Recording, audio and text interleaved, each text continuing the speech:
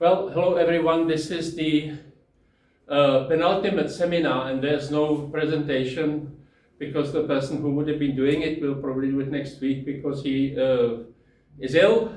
But I thought I would actually run this seminar anyway because, as I'm saying, the last but one, and there will be quite a lot of presentations next week. And I thought that maybe I should go through those films that we've done and recap a little bit. I don't know, I've been talking about them all along, so you may find it boring, but on the other hand, you may find it mildly helpful. And if you have any ideas, just shout at me or sort of ask me or criticize me or what have you. So, if we look at it, you can see that I'm incredibly biased because most of the films were from the liberal 60s.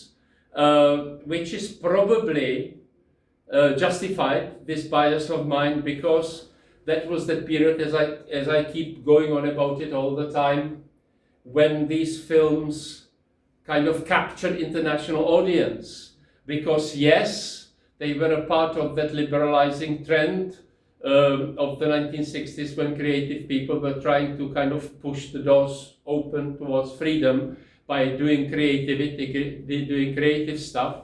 But while many of these films actually criticized the regime in which these people lived, somehow they made this film in such a way that they had kind of general appeal for people far away from Czechoslovakia, people who were not necessarily obsessed with communism. They kind of dealt with these general questions. So that's why I suppose quite a lot of films from the 60s. But nevertheless, I really did try, which is something that I probably didn't totally fulfill, tried to promise you before we started that usually each film would actually try to deal with a particular period. And you as historians would be asked in your essays to complement or compare the atmosphere and what the film says about that particular period by historical facts. So the Czechoslovakia after the sort of breaking up of Austria-Hungary at the end of the First World War, which lasted between 1914 and 1918, became an independent country, and it was the only democratic country in that part of the world. I have also mentioned, that the creation of this independent republic and generally independent countries in that part of the world was the work of one Tomáš Masaryk, a Czech sociologist, Austrian really rather, Czech-German sociologist. He originally spoke German and only had to learn Czech later. He was born in 1850, so he persuaded the British and the Americans that really independent states should be created after the end of the First World War, which probably wasn't quite a good idea. Mercifully, later on, many years later on, the European Union was created, so maybe when Russia, if Putin doesn't manage to dismantle it, which he's been trying very hard, and of course Brexit was his great success, probably there won't be a war on the European continent, but of course there was no European Union, and independent Czechoslovakia lasted only for 20 years before the Nazis took over.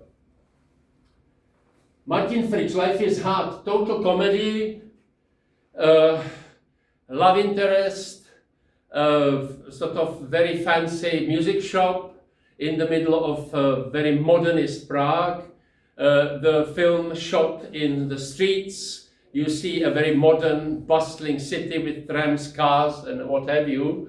The only thing that is problematic at that time, basically in that film, is unemployment and youth unemployment, because this main hero can't get a job, and there was a serious unemployment because Czechoslovakia in that period pursued strict monetarist policy, and that basically creates unemployment. Also, 1933 was 3 years after the Wall Street crash, and of course Czechoslovakia had a problem with the Wall Street crash, but it recovered fairly well, with the exception of the German regions, the border regions inhabited by the 3 million Germans. And this, of course, whenever you have unemployment, it creates this instability, and of course these Germans, many of them were actually became supporters of Hitler, so it became a kind of fifth column in Czechoslovakia. And then this is also, I've mentioned, I'm just repeating myself, I don't know whether we can blame all the Germans for uncritically following Hitler, because some people ascribe this to the power of the new technological invention, i.e. radio. And Hitler was incredibly adept in doing these live speeches, charismatic speeches, and people were actually used to the fact that somebody would speak to them, a politician would speak to them in the privacy of their homes. So it was very effective. But anyway, I put these two films there together because they are obvious. In 1933 is when Hitler got to power in Germany. 1937, 4 years later, it is still democratic Czechoslovakia. It wasn't still destroyed, but this film, The White Disease, based on a well-known play by the interwar Czech writer Karel Čapek, who was a kind of epitome, total symbol of the interwar democratic Czechoslovakia. Both the left-wingers and right-wingers hated him, also for being quite close to President Masaryk. So anyway, Čapek often wrote science fiction plays or novels, and this one, quite strangely, because he was a brilliant psychologist, kind of anticipated COVID in 1937, which is crazy. There is a pandemic coming from China, which only affects older people who get killed, and at the same time this is in an atmosphere of worsening situation in Europe, because there are governments. There is particularly one government in which this Dr. Galen lives, which basically has a military dictator at its helm who is preparing to wage wars on neighboring nations. The country, even though the dialogue in the film is Czech, is obviously a copy of Germany. And there is an interesting sort of problem, ethical problem, because the doctor invents a cure for this disease, which incidentally is probably also, or can be also interpreted as an ethical thing, as an ethical disease, because not only, older people in power actually complicit in this kind of creating this military dictatorship. So Dr. Galen has a cure, but he is only going to give it to the influential people if they give up war and push through peace. And of course, eventually, when even the dictator, and there are some very interesting dialogues in this film, even the Hitler-like dictator is actually sort of ill and has only a few months to live. He succumbs, which is quite interesting because there is a kind of streak of existentialism here, which existentialism only became quite famous after the Second World War, and this kind of anticipates it, that you kind of go on how you're not bothered by the disease until it actually affects you and you know that you're going to die in 3 months. So that kind of concentrates the mind. He actually gives up war and wants to invite Dr. Galen to his office or bedroom to treat him. But of course, and this is one other thing that Čapek was incredibly afraid, and now that we have social networks, he would be even more afraid. Manipulated crowds, which are absolutely lethal. And the manipulated crowd, by emotion, basically kills Dr. Galen in front of that palace of the dictator. Now these films from the 60s. Now, okay, quite a lot of, I haven't done it chronologically, but and you can accuse me, you promised us that each film would be about each different era, and you got about 5 films dealing with one era. Well, it doesn't. It's true that they are all the product of the liberal 60s, but they deal with different aspects of life under communism, which lasted for 40 years, and do it very openly. So this Cremator from 1968, based on a novel by Ladislav Fuchs, is still a kind of throwback to the late 30s in Czechoslovakia, when democratic Czechoslovakia, with what Mr. Kingo called humane laws, was destroyed by Nazi Germany and taken over by Nazism. And this film is a study of what actually happens when you have a initially quite psychologically unstable person, the sort of person working in a crematorium, who suddenly is given these opportunities to become a total criminal and to be very important and very powerful and very rich in a criminal regime. And so it's a warning about what happens when democratic countries go down the slippery slope, and about how the incipient dictatorships zoom in on the people who are who it is possible to actually influence and use and groom to become powerful in those regimes. So that is still a kind of transitional thing. And while it is about Nazism, it's interesting that in the film they always talk about the party. They never mention the Nazi party. The film was also meant about communism. Coach to Vienna is only a film extra. I do recommend it. Karel Kachyňa, quite an unknown film director in the West, absolutely brilliant, made about 80 films. Each of them are different and each of them are absolutely brilliant. And this Coach to Vienna is a film which deals with xenophobia and nationalism. And maybe it was created far too early, because it's quite interesting that the regime didn't like it particularly, and even when it was released, it got quite bad criticism. It was written by this liberal writer Jan Procházka, a great collaborator with the director Kachyňa. And Procházka was a protege of the Czechoslovak communist president Antonín Novotný, the one who kind of was quite passive during the liberal 60s. So the film, they were allowed to make this film.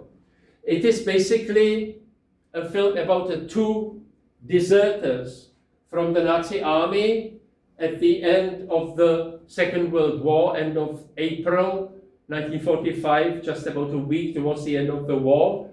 They commandeer a coach with horses from a woman whose husband has just been nonsensically killed by other Nazis, and she obviously wants to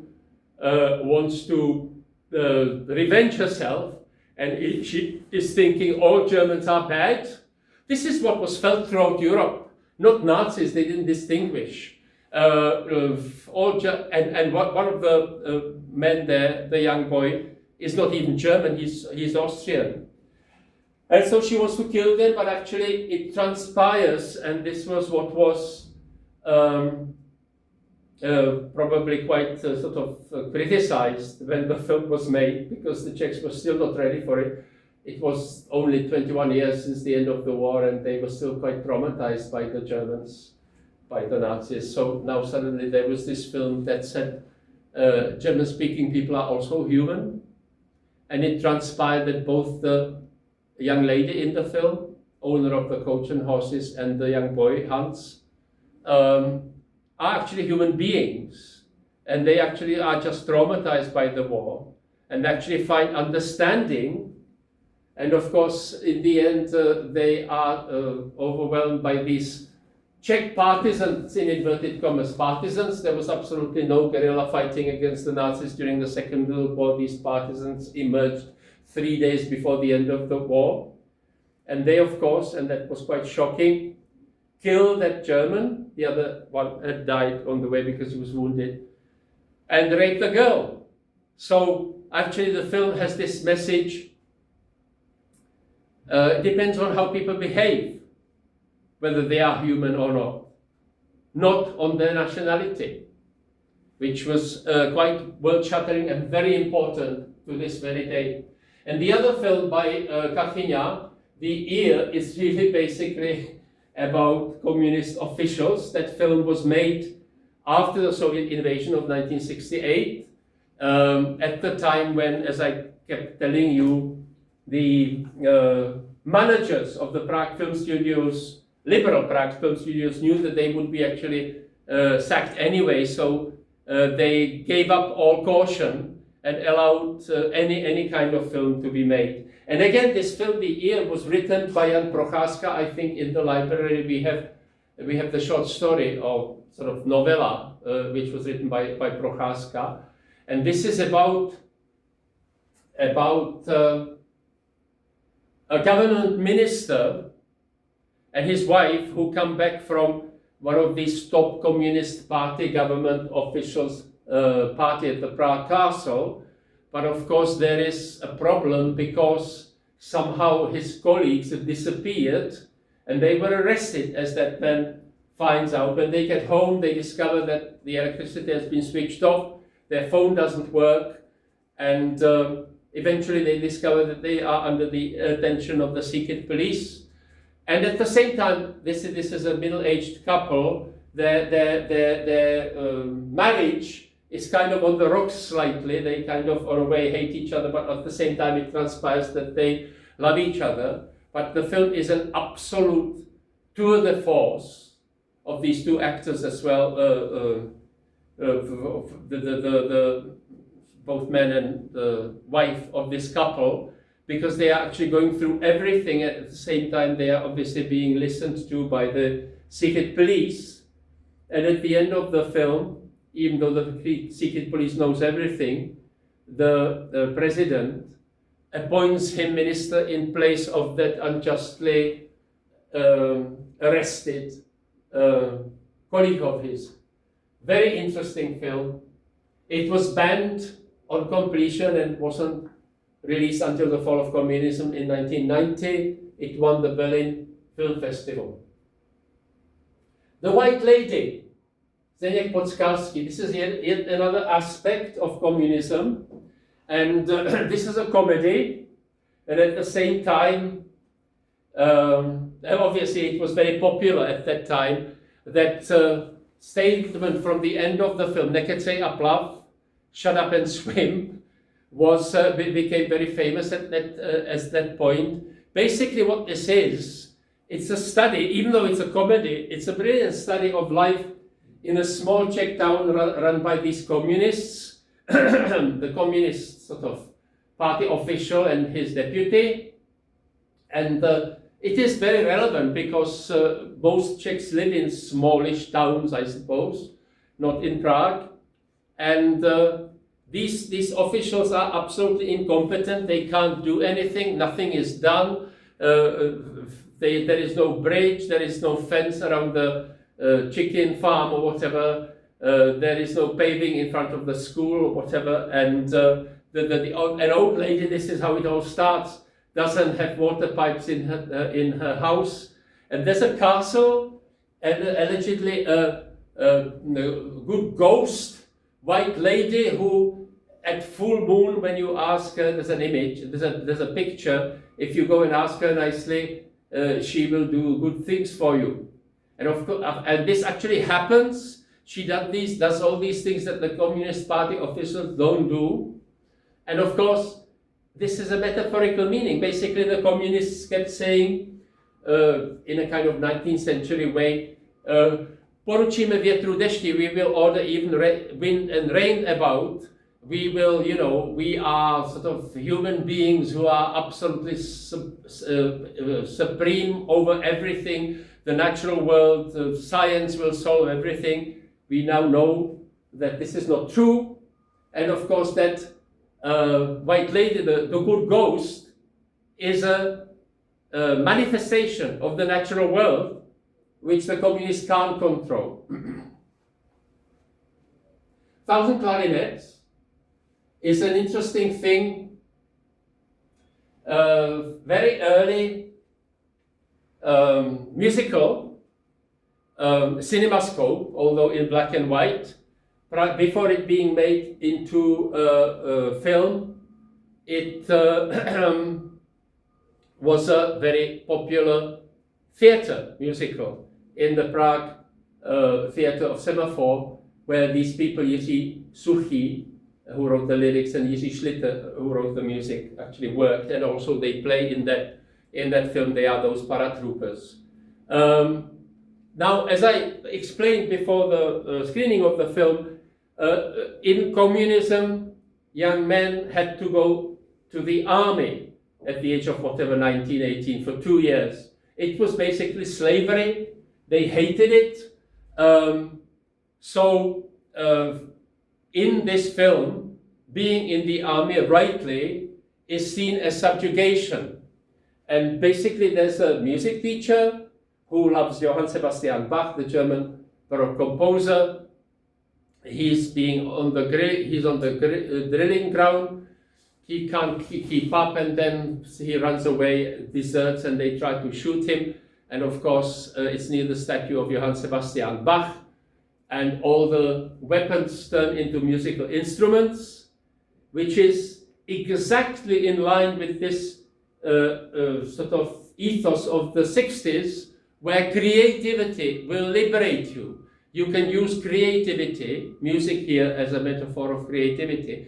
You can use creativity to achieve freedom.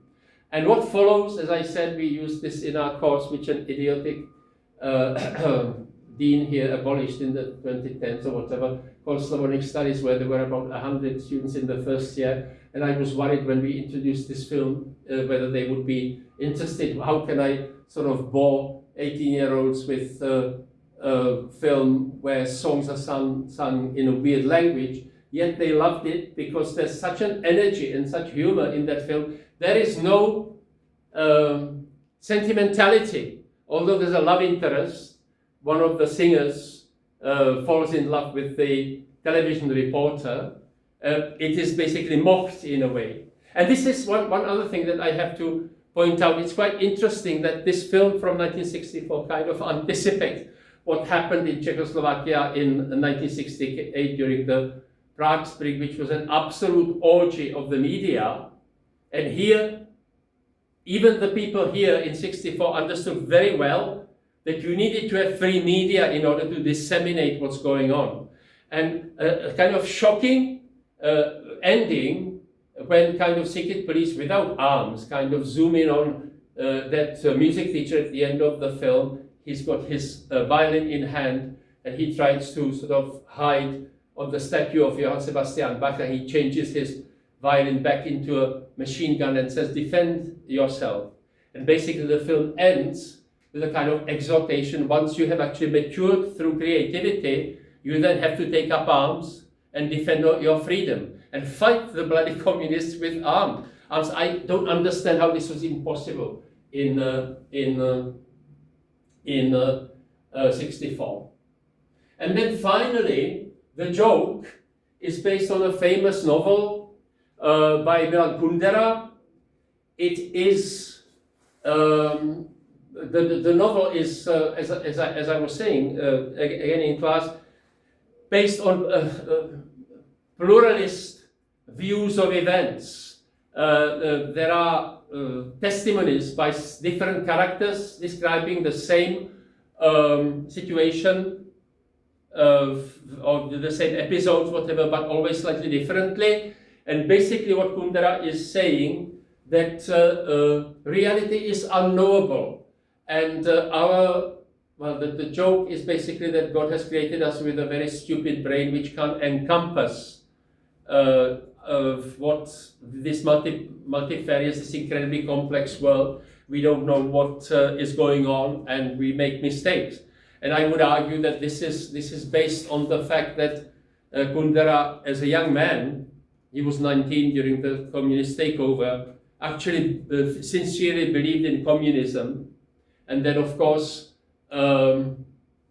later on, for most of his life, he kind of hated himself for it and created this theory of human deficiency. Now, at the same time, the film is stunning condemnation of Stalinist dictatorship in Czechoslovakia. Of course, it's true that that young man, Ludwig Jan, doesn't understand anything. He is sexually frustrated because his girlfriend doesn't want to sleep with him. She goes instead to a political training course, and so he sends her a postcard saying, optimism is idiocy, long live Trotsky, and she of course gives it to the authorities, and they expel him from university and send him into the mines. And then, of course, for the rest of his life, he's obsessed with this and tried to revenge himself on the wife of his fellow student who expelled him from university. But of course, again, he doesn't read the situation properly. He doesn't know what's going on.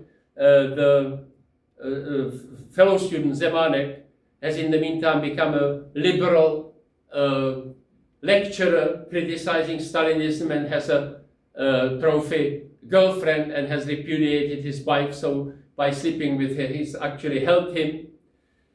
So basically, a story about misunderstandings and incapability of understanding the world. And we will have two post-communist films. One of them from about 2005 deals quite interestingly with post-communism. On the one hand, you have people who are interested in human relationships. On the other, you have people who are kind of capitalistic and think that profit is the most important, and you will see what happens in the film tomorrow. Okay, I think that's enough. Anybody wants to ask me anything or say anything? Did I bore you to death? All right then, well, ladies and gentlemen, we'll stop it. What's the time? Well, I was talking for almost 40 minutes, which is horrendous, but anyway. Thank you very much. I hope I haven't cut off my head then. Who knows? And I'll put it on YouTube, and I'll see you tomorrow. And thank you very much for doing this course. We still have one more week to go.